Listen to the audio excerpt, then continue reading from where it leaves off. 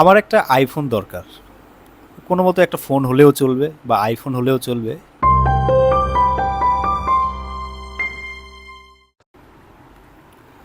এই ভোগবাদী দুনিয়ায় আমরা কিভাবে গরিব হচ্ছি, না কিভাবে ফকির হয়ে যাচ্ছে একটাবার চিন্তা করেছি? কখনোই চিন্তা করিনি। আমাদের যেটা প্রয়োজন সেটাও কিনছি, যেটা অপ্রয়োজন সেটাও কিনছি। আমার একটা আইফোন দরকার।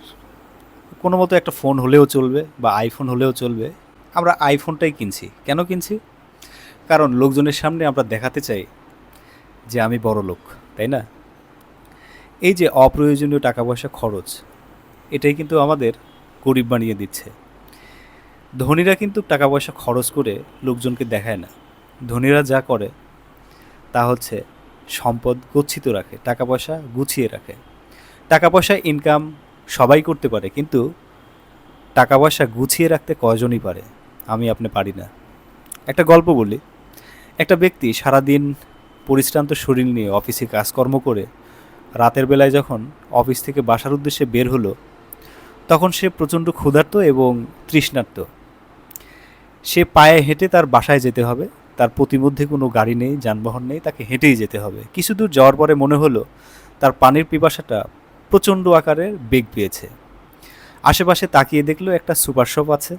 সেই সুপার শপে খুব হন্তদন্তভাবে প্রবেশ করলো এবং দোকানদারের কাছে যে চাইলো, ভাই এক বোতল পানি দিন তো। দোকানদার মুচকি হেসে এক বোতল পানি ধরিয়ে দিলেন। সে তৃপ্তি সহকারে পানিটা ঢক ঢক করে গিলে খেয়ে ফেললেন। যখন বিল দিতে যাবেন, তখন দোকানদার তার কাছ থেকে 30 টাকা চেয়ে বসল।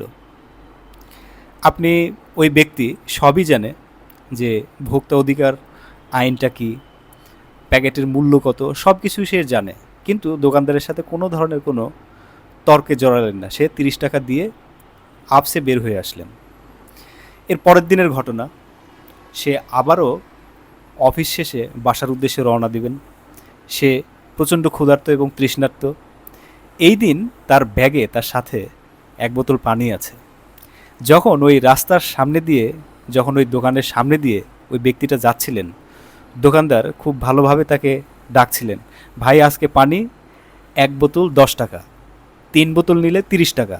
এরকমভাবে বিভিন্ন অফার দিয়ে দিয়ে তাকে ডাকছিলেন, কিন্তু সে কথায় কোনো কর্ণপাতই করলেন না। কারণ অযথা টাকা পয়সা খরচ করার মন মানসিকতা তার নেই।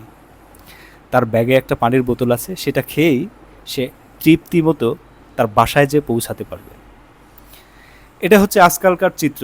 আমরা বিভিন্ন জায়গায় কেনাকাটা করতে গেলে আমরা দেখি একটার সাথে আরেকটা ফ্রি, একটা মূল্যের সাথে ডাবল মূল্যের পণ্য ফ্রি, বিভিন্ন কিছু দেখি। একটা সাবানের সাথে আরেকটা সাবান ফ্রি, 2টা কিনলে একটা ফ্রি।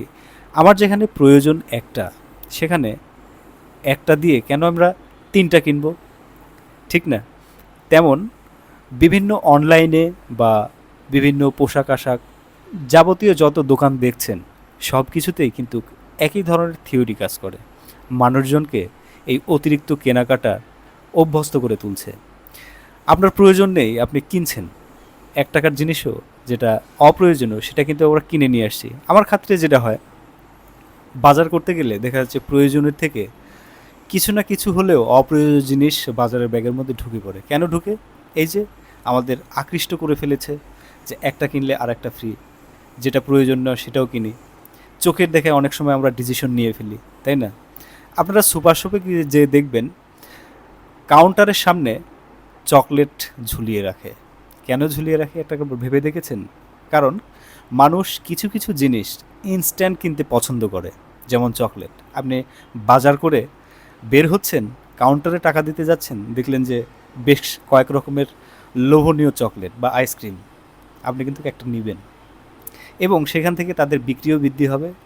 এটা থেকে আপনার কি বোঝা যায়? এটা থেকে বোঝা যায় যে আমাদের প্রয়োজন অতিরিক্ত কেনা মানেই দোকানদারকে তার লাভের অংশ বেশি বুঝিয়ে দেয়া এবং আমি নিজে গরিব হওয়ার পথ প্রদর্শিত হওয়া।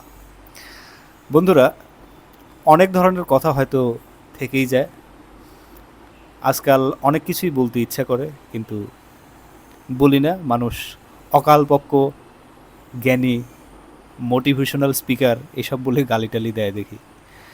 অবশ্য আমার কিছু যায় আসে না। মানুষের কিছু কিছু প্যাশন থাকে, সেই প্যাশন নিয়ে পড়ে থাকতে হয়। যেমন বলতে পারেন আমার প্যাশন এইটা, এটার পিছনে আমি একটা ভিডিও দিয়েছি আমি কেন এই ভিডিওগুলো করি। আসলে মানুষের প্রেজেন্টেশনের স্কিলটা খুবই দরকার। আপনি পাবলিক প্লেসে কথা বলাটা খুবই জরুরি। আপনি যদি এইভাবে কথা বলতে না পারেন, আপনি কখনোই পাবলিক প্লেসে যে নিজেকে জাহির করতে পারবেন না, নিজেকে ডেভেলপ করতে পারবেন না। আসলে আমার মুখ্য উদ্দেশ্যই এটা, নিজেকে একটু হলেও ডেভেলপ করা, একটু জানা। ভালো থাকবেন, সুস্থ থাকবেন। আসসালামু আলাইকুম।